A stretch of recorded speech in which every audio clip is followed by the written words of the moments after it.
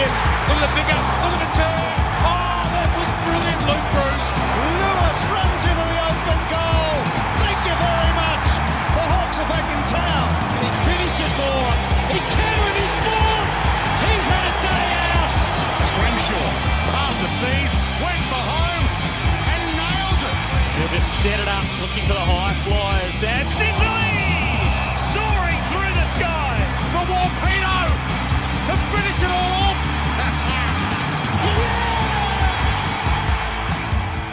The draft is done and dusted for another year, and the Hawks have a good haul to show for it. We're back to bring you our analysis and tackle some miscellaneous listener questions right here on the Hawk Talk podcast. Thank you for tuning in. My name is Nick Mason, and with me as always is a man who wasn't too surprised to see who ended up at Hawthorn. G'day, Tiz. Mackenzie got his boys.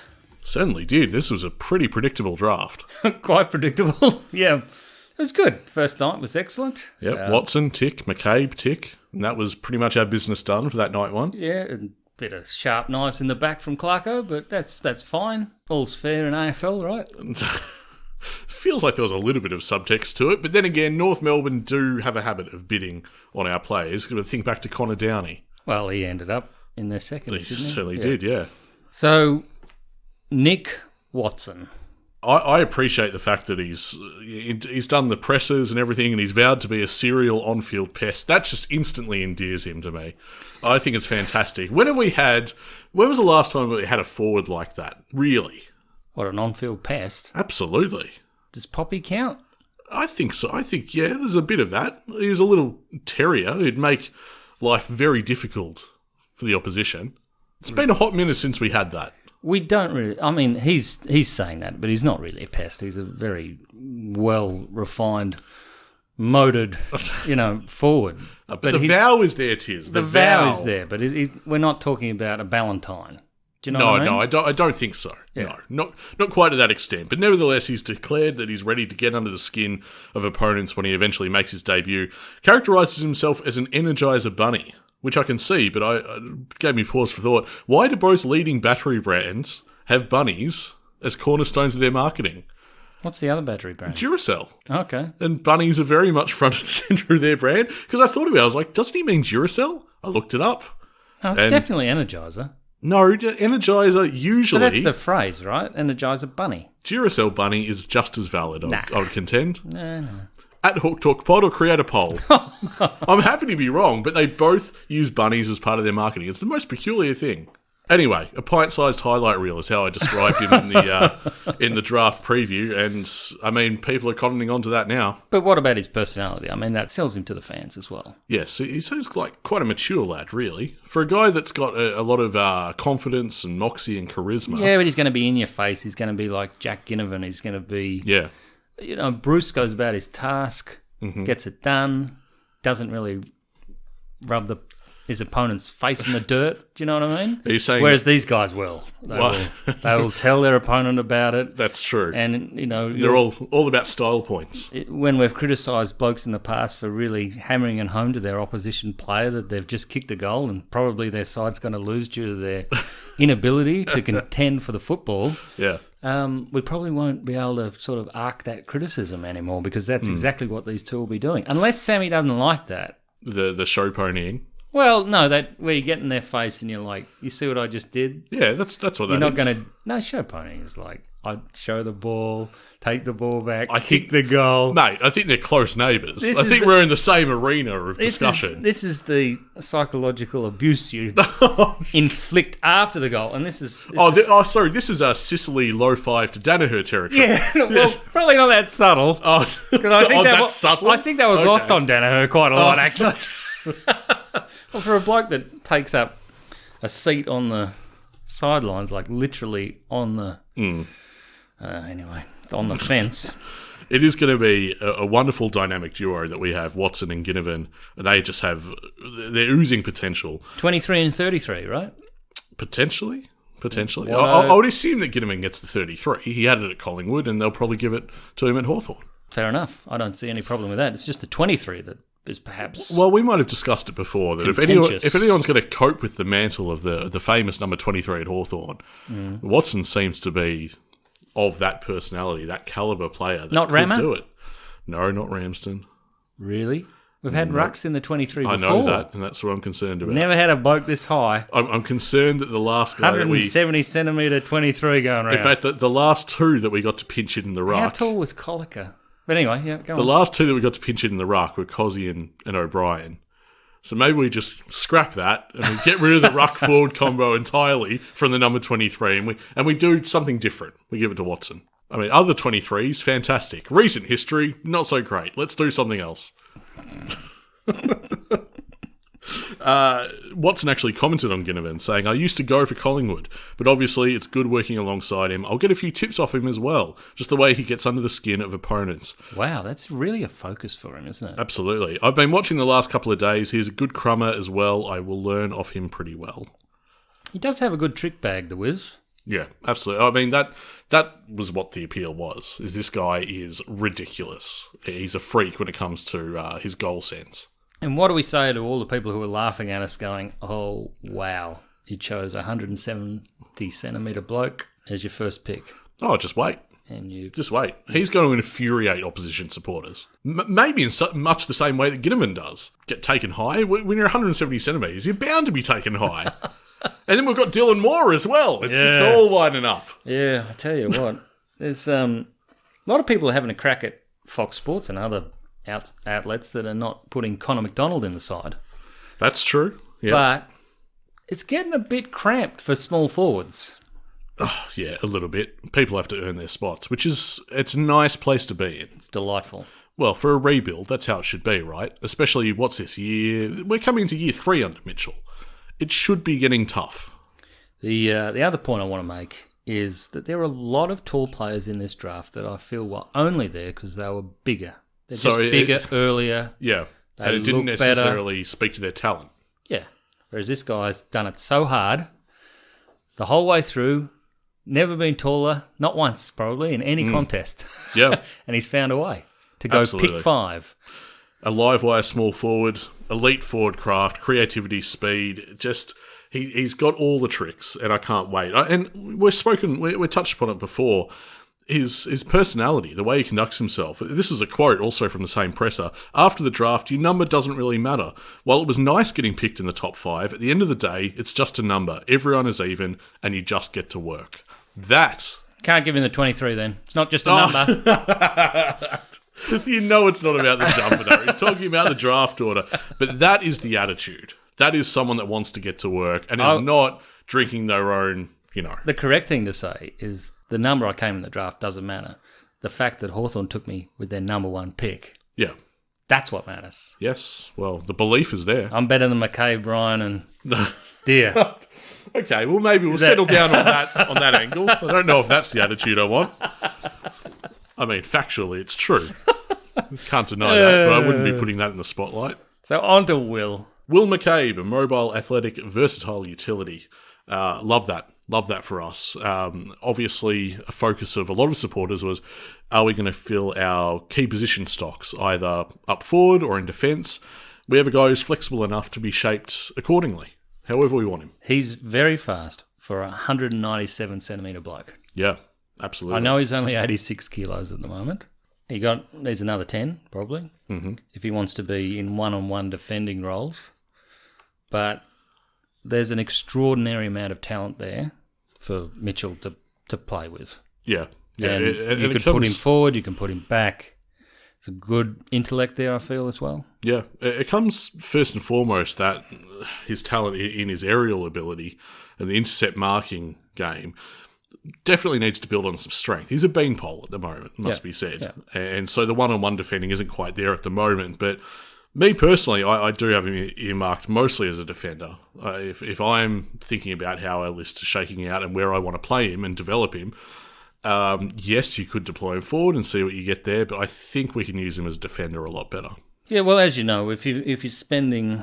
my thoughts on this is if you're expending, round 1 draft picks and you're drafting defenders, it's not always the best move. So I hope that he's a swingman. I really do. Mm-hmm. And I feel that even though Hawthorn don't have a very simple forward structure or even defensive structure, so it's very hard to go between the lines, I think McCabe would be able to do that. it's asking a lot. I just like the fact that he's got deceptively good speed for a big man. That's something we've discussed before. And so Well, if you're slow and 86 kilos, some are. Yeah, no, it's true. But they are. McCabe is the kind of guy that can give us a massive amount of drive off deep in the back line or even half back. I think that's really useful for us. And it sort of fits that Mitchell blueprint as well.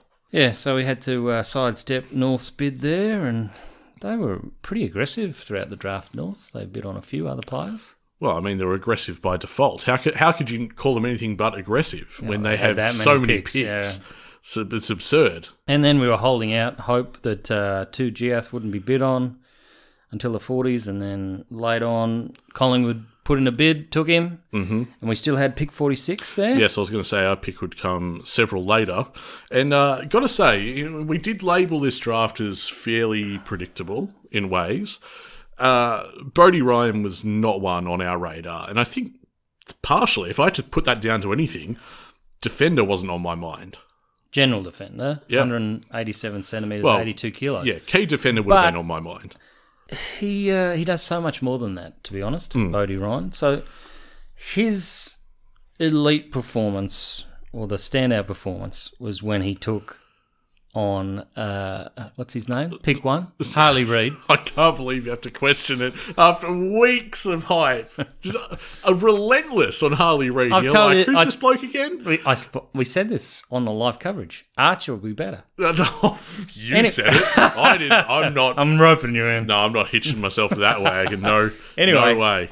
Anyway, Bodie Ryan took it up to him and Well, performed excellently as a mid. Well, he needed to, because it was said that Harley Reid in that game had about 3 goals in the first 10 minutes of the game. Yep. And they needed someone to lock him down, and he did admirably well. So that was his standout performance. Across 12 Sandful under-18 games, he was averaging 5.3 marks, 9.1 intercepts, and 4.3 spoils. Yeah, he's just a player that needs to really hone his fitness, and he can have impact at Box Hill immediately.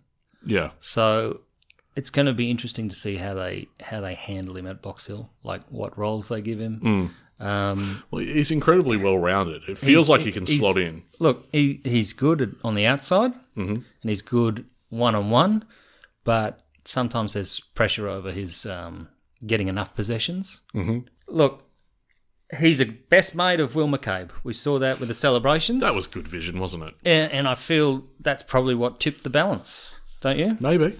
Because I think Mitch is pretty secure in the idea that mates make football clubs and mateship I'd believe makes that. premiership. Yeah, I would believe that, certainly. What Mitchell's seemingly done with the culture at Hawthorn, that's evident of that. Yeah. He sort of... Who you good friends with in the draft, mate? Is he any good? Do you barrack for Would you Hawthorn? rate him? Do you barrack for Hawthorn? When you go to watch the Hawks, who do you go with? Can he kick? Yes. Bodie Ryan's in the spotlight for his intercept game mostly. It's that intercepting prowess, overhead marking, reading the play, and his ability to rebound. That's part of his strong suit here. And his consistency in bringing all of that together on a regular basis is pretty awesome. So, yeah, look, Bodie Ryan as a defender, not really what I expected. He wasn't on my radar, but, the suggestions that does he have to be a defender? 187 centimetres, 82 kilos. Is that what Hawthorn has in mind? Maybe they play him somewhere else. They seem to be a very good tag team as well. They've got similar abilities, but different heights. Yeah, Very good McCabe at and Ryan, intercept marking, intercept possessions. They're both good at rebounding. Obviously, Bodie Ryan's much tougher, but it's a fascinating thing for the club to do, and I think Bodie Ryan will be very good. Yeah, it's kind of weird that, as someone pointed out on Twitter, I forget who, so my apologies, they pointed out that we lost a B Ryan and we gained a B Ryan. At 46. That's right, he was wearing the number 46, Brandon Ryan, and then we have Bodie Ryan getting picked at number 46. Yeah. That's one for the bounce. Cam Mooney. Oh, God. I'm pretty sure they got rid of numerology, actually. Did They they? do have some standards. What do they do in its place? They just replay before halftime in the 2008 Grand Final. Oh, that gets much more You remember how they used to do that on the Footy Show with Gary Lyon? On the stretcher? Yeah. Yeah. It's a bit mean, but also it is funny. And it does keep on giving me joy. Oh, I don't find that funny at all. It's far funnier what they do with Moons. Oh, that's what I mean. The Moons guy, the stretcher thing, I'm like, that's someone in pain. Yeah, that's that seems like it would be very upsetting. Actually, I don't really find that funny, and also the person isn't on board with the joke, so it's just kind of awkward. Anyway, there's a lot. Anyway, the thesis is there was a lot wrong with the Footy Show. I enjoyed the Footy Show for years. Anyway, they need something else in that vacuum, don't they? Well, other than the bounce or numerology, what are we talking about? There needs to be some Footy Show where they just go through the lineups in a fun way, interview players, and just you're right, larrikinism, you know? Yeah, there's no show that really does that. Yeah, there's still a void and for celebrates there's an opportunity to celebrate a lot of local footy. Yep. Local football legends was always... That was my favourite segment. A really good segment. Almost Football Legends, my favourite segment. That's it, yeah. Anyway. Moons cops a lot for that kick. And so he should. But what was it, Otten? Who just completely ignored his teammates. He had two other mates running into the open goal with him, and he still took the shot himself and missed. Set the tone. Really did. Can we make that sort of diversion to the World Cup final of the cricket? Okay, go on. Because through the commentary over there at the ground, there was going to be, that stuff you get on the grass, dew. They kept on talking about dew being a very influential factor in this match. Yeah, and I was like, I know what you're talking about. Yeah. And it was like a David and Goliath thing. Yeah. India haven't lost, and then the dew's going to be enormous, and out comes Stewie, actually. He got turfed at Gold Coast and ended up with the Ashes crew. Remember that? There you go. So dew important in more ways than one to Cricket Australia. It's so weird. But you know how after a while they just keep saying dew too many times for you not to notice? That's all right. I mean, I'm going to notice because it relates to one of my favourite days of my entire life. Yeah. The 2008 Grand Final. It was hot that day. It was. But did you know, we've attended the hottest Grand Final on record. I think that Twice. still remains. Oh, no. I didn't go in 86. I wasn't alive then. So that's why I didn't go. We were talking about the draft. Remember that? Yeah, well, we're burying the lead. Oh, go on. Really, because this is the emotional high point of the year. The feel-good story of the draft. Culture Deer, pick 56... And we did some odd things, let's face it, before it. We swapping out picks. And yeah, we did a bit of a weird thing with Port Adelaide there. We still had pick 73 hanging at the back there. And we and it didn't allow them to eventually take Lawrence. And yeah. The grandson of Graham Arthur. Yeah, our inaugural captain, which a lot of fans were not happy about. Yeah, well, I remember when we were broadcasting that live on X or Twitter, if you prefer. The reaction when that went through was a lot of disappointment. Well, let's face it, Culture Deer had just arrived at Hawthorn. Yeah. And then there was another pick, and we didn't realise for a little while just who it was. Because we were still on a high. Yeah. Yeah. And he has done so much work to get picked. Yeah. I don't want anybody to think that he hasn't earned this. He definitely has. Well, it's interesting how some of the write-ups on him are around consistency. I think for a while there, over the course of the year... Show me a key forward under 20 who's consistent, please. But also, I think that he did do a lot. I felt like every time I read about Culture, he was kicking 2, 3... Every time the pressure was on, he delivered. Yeah. Yeah. So, it is a phenomenal feel-good story, but it's one of those ones that people aren't leaning into, right? Do you know what I mean? They're not making it happen. This boy deserves his position. Well, he was part of the Sandy Dragons back-to-back flag campaign, and they got there. Deer collected 13 disposals, 14 hit-outs, 4 inside 50s, and 2 goals in the win. And that's a good contribution. That is a really solid contribution on the day. And he's aware of just how long it's going to take him to make an impact at AFL level. Yeah, which is very mature. he spoke to the Hawthorn media team saying, I'm more of a development player, so I'll be spending my time putting on weight and strength. I've spoken to Mitch Lewis, and he said he came through basically the same as me, and then you look to where he is now over the last few years. I think building towards where he's at and learning off him will be unreal. We'll start with, the 5 meals a day or whatever it was, maybe 6? Yeah, I love that interview where he's like, I got so sick of eating. I was going to say, that's part of it, yeah. But yeah, so they obviously, look, all of these guys are young. They will need to put on some size. They need to put on some bulk. Culture Deer, definitely. I look at Will McCabe and I'm like, yep, kind of reminds me of Tim O'Brien. I'll stop mentioning Timmy eventually. But yeah, to perform with the Sandy Dragons, I mean, he had good players around him, but there were a few players that got injured, couldn't make it back into that lineup, you know. So Sandys were very strong. Now, you stayed up for the later on at 3. There was the rookie draft, wasn't there? I stayed up. Oh, did they wait a whole other day till 3 p.m. the following day? It wasn't 3 a.m. 3 p.m. What is the point of waiting? Yeah, I don't know. And that's always done and dusted within about 10, 15 minutes. Not that you know it, because no one updates the blog or anything. Oh, you're like refreshing madly, being like, can I have some clear-cut info of who went where? But anyway, did we get anyone good? Anyone who's going to have impact next year? Oh, geez, you're harsh. Look, the fact of the matter is the club recommitted to relisting a couple of players. Cooper Stevens, Chad Wingard. So Chad Wingard wasn't taken in the rookie draft. He was taken in the pre-something draft. Yes, pre-season draft, I think it was. And then we did pick up Stevens. As a rookie. As a rookie, yes. Yes. We didn't just pay him out of his contract like Essendon did with about 3 blokes and then bring Long back.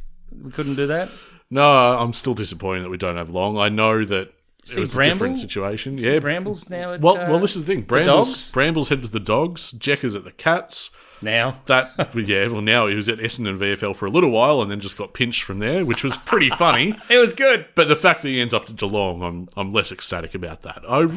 People listening to this podcast who have been with us for a long time, they would know I'm a big fan of Emerson Jekka. So that one stings a bit. I mean, we can't call him EJ anymore. I mean, I feel like those initials are too famous to be passed on in the footy world. They belong to one man. But yeah, so in a sense, I think with the exception of Brodie Ryan, it pretty much played out how you might expect. Yeah. I mean, heading into this, if you go back and listen to our preview, yes, we speculated on a number of names, but yeah, I mean, Brodie Ryan found his way there. That was a surprise. But other than that, got Wingard back, got Stevens back after the fact, and yeah, pretty much went. You're pretty bemused about Stevens, aren't you? I'm just not sure. I know there are different situations, but if I'm having to pick between Long and Stevens, I pick Long, 100%. Yeah. Stevens, it's crunch time. He has to do a lot. Speaking of crunch time, when you look at the list, there's a few boys. Name names. Well, not yet. That's for sizzle. That's for about, just before we start the season. And it's true. You highlight the guys who've had a good preseason and now they need to hit their straps. Yeah, and to that end, I know that people online have been requesting our best 22. I think we'll hold fire. I see that Fox has gone ahead and done theirs. They do one a month. Oh, that's generous. They one a week. Got to pad out somehow. Sorry. Yeah, they do, yeah. It's a long off season, but they've already formulated their round 1 teams for each of them. But no, I think we'll hold off on ours for now. And same as bold predictions, which I do like because we get to revisit them at the end of the year. Yep, we do. I can't wait to make some outlandish ones. Yeah, and have you admonish me for them after the fact. Well, I had a lot of fun Sunday talking about just who Hawthorn could get past on the ladder next year. Yeah. Yep. And yeah, obviously. Everyone had Adelaide making the 8.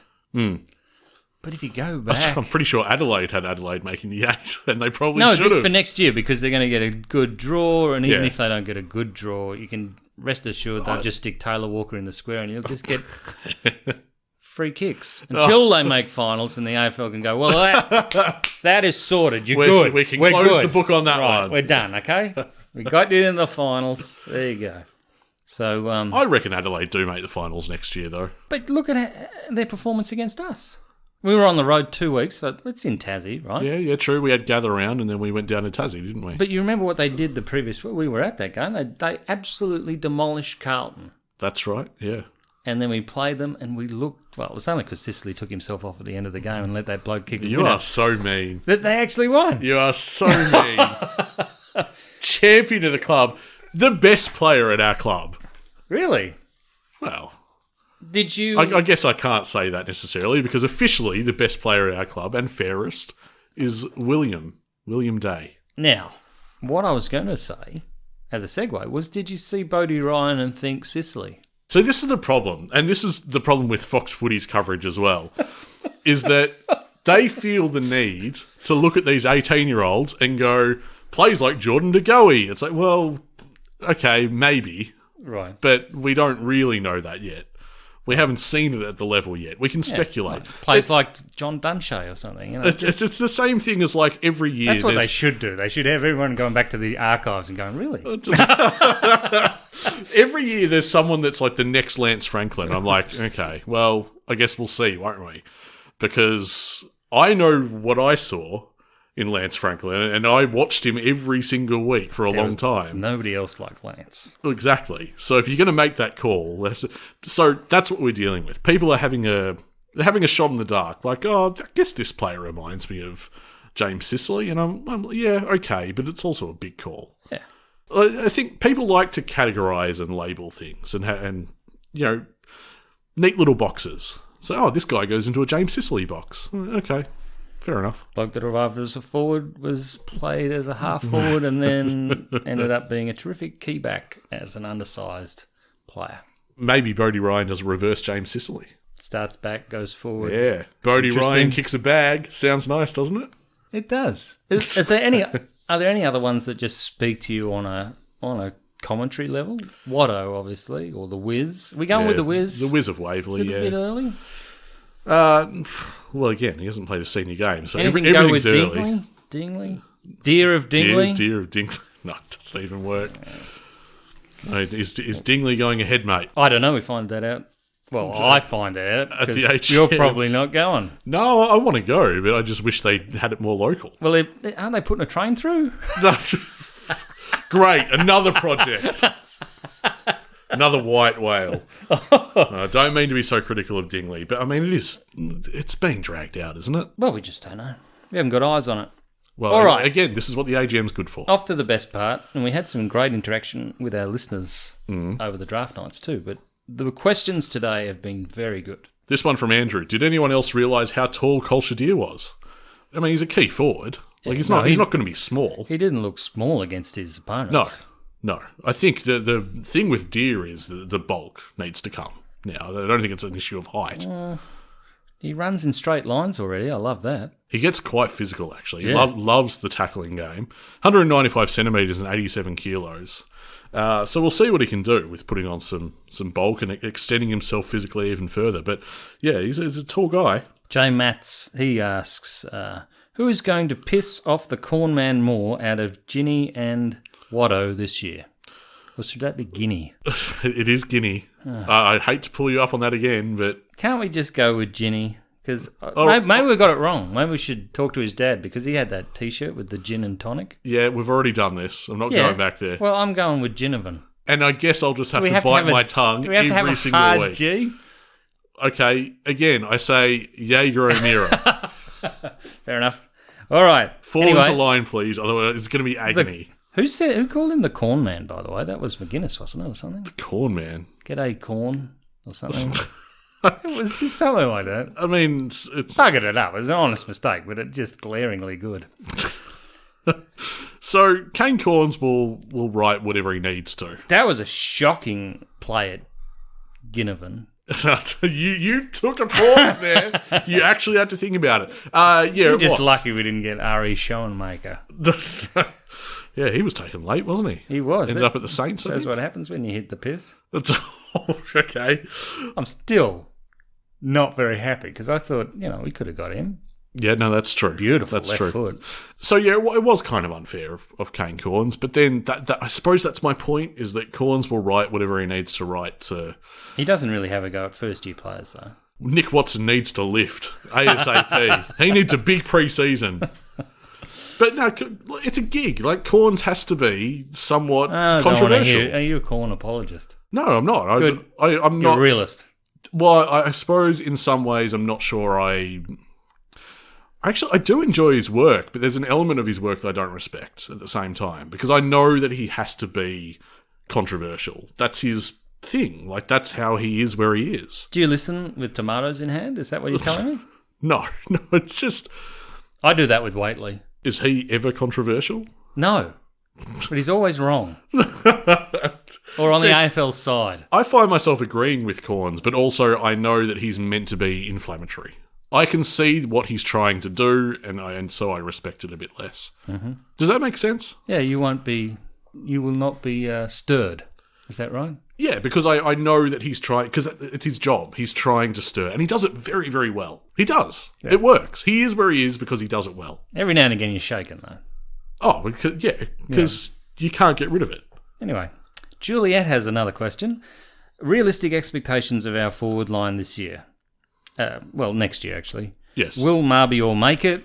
Definitely. You don't give a bloke a contract like that and then not pick him. Yep. Just Corn would come after that, definitely. That is a good one, actually. Yep. Will Gunston and Lewis survive 2/3 of the year? Absolutely not, if history is anything to go by. Well, I hope in the case of the latter that Lewis produces a more consistent season in terms of getting on the park. I think that's the missing piece for him, because I think he's got it, but he just needs to be available more often. And Juliet has left the most emotional question till the end. This is what she really wanted to ask. Will we rue Cozzy and Jekka's departure? And the answer, of course, is no. Oh, wow, just like that. No. What about from a depth perspective? Because I don't think we have that much depth there. Don't care. Okay. They weren't part of the future. Okay, well, from that perspective, I would have liked them for depth, but are they going to be part of the team that takes us to the promised land? Cozzy was sharked. That's definite. Yeah. And Jekka, well, he's been a bit lucky in not ending up in the SNVFL. But I'm fascinated to see what Geelong trying to make of him, because I think he's got all the components. Yeah. They just need to change his psyche and that kind of stuff, which is the hardest part. Injury history it's the hardest part to reach a guy on. Well, I think the injuries are part of the psyche. Maybe. Do you know what I mean? Maybe. He's not aggressive enough at the ball. So Juliet led with the question, realistic expectations of our forward line this year. Let's boil it down to a simple question. Is it going to be better than this year? It'll definitely be more exciting. Yep. And Sammy will be more prepared to let the forward line look after itself. Yep. I feel like he tried to cajole them into scoring at times. I will be terribly disappointed if our forward line is as dysfunctional next year. And I know that that's harsh because we're bringing in a lot of new blood and we're trying to make it work. Look, just compare it on accuracy basis, we're going to be better. Alrighty.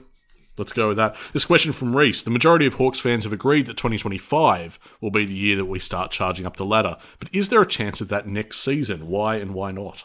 Fixture. Can be a problem. Tends to be for Hawthorn. Fixture is a problem. Mm-hmm. Our rating is 4th hardest, and I was flabbergasted, shocked at what Geelong got, having been, they'd had a hangover from the premiership. Our fixture they difficulty. got an easier fixture. Our fixture difficulty is about on par with Collingwood. Ridiculous. How does that make any sense? Kangaroos and West Coast get a bit of an armchair ride. Who did best was Suns, wasn't it? Or Saints? Yeah, no, they're definitely trying to get the Suns up. Yeah. The Saints didn't benefit very much. I'll tell you why, because they're not a very entertaining football side. Well, that's true. We'll blame Ross the Boss for that. Who will be 2020? Do we answer that? Do we answer Reese's? Yeah. Is there a chance of that next season? Why and why not? Well, I think on paper we're a better side. I like the look of us on paper. I think we can. So there's a few that outperformed expectations this year, including St Kilda and maybe Port. Yep. So they might really have a falling off. Mm-hmm. I thought Sydney had a great run at the end of the year, but were pretty awful for much of it. Yes, yeah, they looked scarred from the year before at times. But they might have shaken that off. They could be top 2 next year. Depending on the draw. You've and really hedged your bets with Sydney there. Well, I actually think they will be. Okay, all right. They haven't got an easy fixture, but I feel like they've bolstered their lineup in the right areas. And they've certainly got the motivation, which is half the problem. I maintain that we could be knocking on the door of finals. I don't think we'll make it, but we'll give it a shake. We'll try. This question from Ian. Who will be 2024's Will Day? In other words, who will grab a new role and make it their own? I'm going to go one out of the box for this because I read it recently. Josh Ward is being tried as an inside mid. Great. So that's going to be my pick. Whether it works out, I really don't know. But I can't wait to see. I mean, he's training as an inside mid. I'm not sure that he'll... Do you think that'll be... It's just another string to his bow, isn't it? Well, it just depends how well it goes. Because his distribution's fantastic on the outside. You don't want to give that up for a bloke who's just shoveling it out. My next question for you was going to be, where is he playing otherwise? The wing? Yeah, I guess. Yeah. But we're looking for pace. Yeah, it's true. And I think we've got it. But it's just that I think we've got pace now.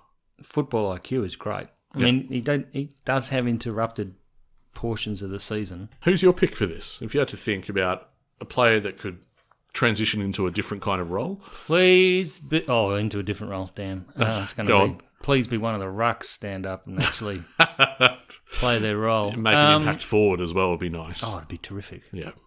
Well, look, Marby Achol, that's not really I think he will have impact for us. Mm-hmm. Not a new role. The guy that I landed on first before considering what I'd read about Ward was Weddle. Yeah, where are they going to deploy him? Wing, maybe? Don't you just have to put Giath on the wing? Well, that's what I was weighing up. And where's Massimo going, by the way? VFL to begin with. Yeah, but... Unless he has a stellar pre-season. His kicking is 10 times CJ's. Yeah, no, I understand that. He can't. What I can guarantee... Massimo can't leap and grab, obviously, but... What I can guarantee on the wing is that one is occupied by Amon. That's it. That's signed, sealed, delivered. He's not moving from there. And the other one is... The other one is that can be any number of players, as far as I'm concerned. That you can rotate players through that. Not Connor Nash, then. Connor Nash is on the inside, mate. Don't worry about it. Not now. What do you mean, not now? Not now that Wardy's in there. Ward will be rotated through. Being facetious now. You're talking about a top 3 of the PCM, Connor Nash. Look. Podium placed Connor Nash. DGB high goal scorer. No. Is he going to play forward again? What are we doing? I'm going to take it from what Sammy has said in the past and say no, he's not. But then I'm reading all sorts of things, so we'll see. Yeah, I'll just watch a bit of the training before I probably nail down an answer to this question. That's fair enough. But he's very experimental over the summer. Sammy doesn't really set himself or show his hand this early. This question from Neil. Starting forward line, do we really play Watson and Ginnivan together? Yep. Back half, where does CJ fit in? And D'Ambrosio, is he on the wing? Yeah, it's a good question. I think he would debut on the wing, D'Ambrosio, don't you? Yeah, I think so. If you're going to bring him into the side at some point during the year, which will probably be after the first 5-6 rounds. Yeah, I think they'll give him a go there. Yeah, it'll be on the wing. But he's very damaging and could be absolutely terrific for us in hitting up Marbior on the lead. Mm-hmm. Or even your boy when he's in the side. How dare you? It's main event Mitch Lewis. He gets mentioned first. Thank you very much.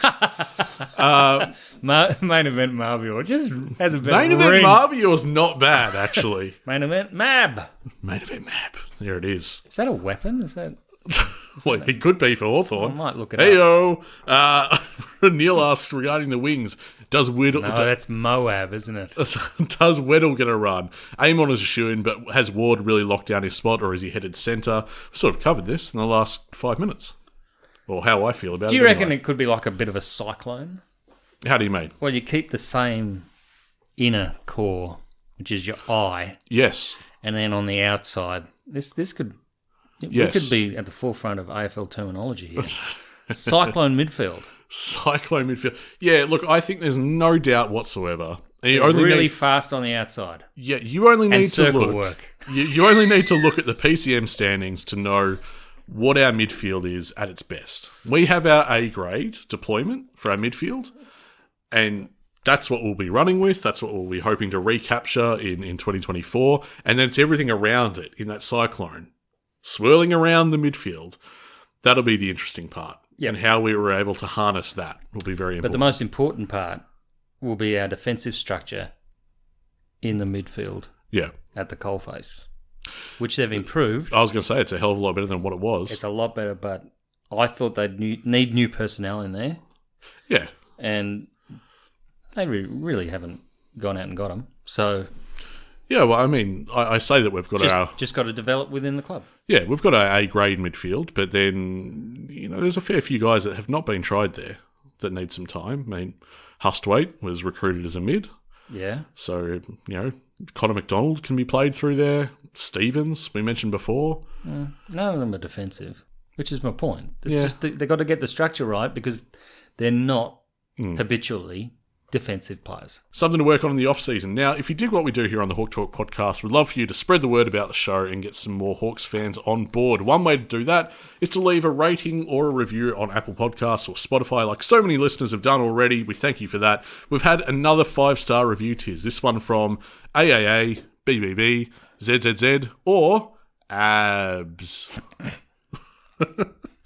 It reads, simply the best podcast out there. Well, at least for a content-hungry Hawk. Funny, smart, informed, polished in presentation, and not too much nuffy. Does he listen? We're pretty nuffy. Keep up the great work, Nick and Tiz. Well, we thank you, Abs. That's very generous and lovely of you. We've also got you covered for Hawks content throughout the off-season via our social channels. Follow us on X, at Hawk Talk Pod. You can also find us on Facebook. Our Hawthorn family there is growing every day. It's great to see. Facebook.com/Hawk Talk Pod. We're also on Instagram. And Patreon is the big one. That's where you want to head if you'd like to support the content that we create. A big thanks to our proud, passionate, and paid-up subscribers who have gotten on board already. They help us put time into the show. It's very much appreciated. We're dropping some brand new bonus content exclusive for subscribers this week. So if you want access to that, an entire archive of bonus stuff, and to support us in the process, head to Patreon. Patreon.com/HawkTalkPod. So, mate, how would you rate that draft? This is a good place to end this episode. Good without being fantastic. Yeah, my approach to this is quite measured. I'd give it probably a 75%. That's right down the middle, right? If we're thinking of 50% as a pass, and obviously 100% is perfection, 75% right down the middle. So non-committal. You're doing what do you mean? Doing a bit of the Joe Danaher's sitting on the fence there. I've said it's You good. moved the fence from 50 to 75, but it's still a fence. I've said that it was a good draft. Good draft. I think what you'll find about this draft is it's a very, very family club oriented draft. This is masking some bigger emotion. I can only... It's criticism. No, is what it's masking. It's not criticism, but there's a certain level of we really value loyalty, or what we perceive as people who are going to be loyal to the club in the future. Read between the lines, Hawthorn blinded by loyalty. Okay. Is that not what it is? No, Nick Watson is probably the best pick that they could have got at that point. I'm very happy with that. And then everything else fell into line, and then... You'd be very happy when he kicks the winner against Essendon in round one, is all I'm saying. Oh, I'm excited for Nick. I really am. It's going to be very good. I know Richmond have already announced their numbers. If Hawthorn could just get that done so I can get my lonely Christmas present. I think they've got a family day coming up. Yeah. Where I imagine that might be the day where they announce it. Oh, really? I've got to go out there and hang around with all the little kids before I can find out jumper numbers? Or they could announce it at the AGM, who knows? Oh, well, in which case you'll be even there less anyway. people. That'll be it for this giraffe recap edition of the Hawk Talk podcast. Anyway, when is that? Because I better turn the sprinklers off that day, because it'll be probably hail or something. Or it could be 40. Never know. Never know with Hawthorn events, do you? Just luck of the draw. We'll be back for a couple more episodes before the year's out, and we'll be covering the AGM, and we'll be doing a bit of a season recap. Also, if you sign up via Patreon, you will get that bonus episode, so make sure you keep an eye out for that. That's it for this draft recap edition of the Hawk Talk podcast. We are a happy team at Hawthorn.